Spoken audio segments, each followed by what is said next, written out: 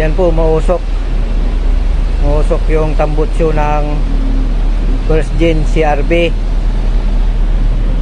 Kaya pwede natin lagyan ng ganito F2R.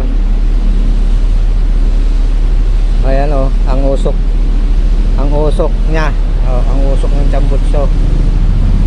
Kaya po lagyan natin ng ganito F2R. Tingnan natin kung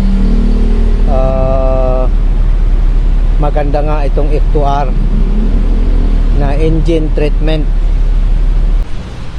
Ito po, ikarga na po natin itong F2R.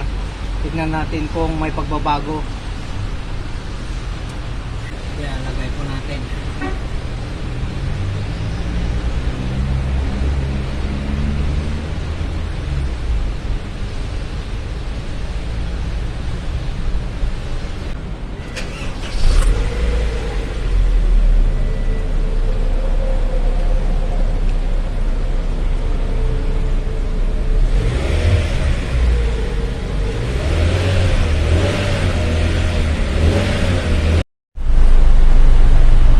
Yan na po, wala na pong pusok yung tambutso natin nung inilagay natin yung F2R.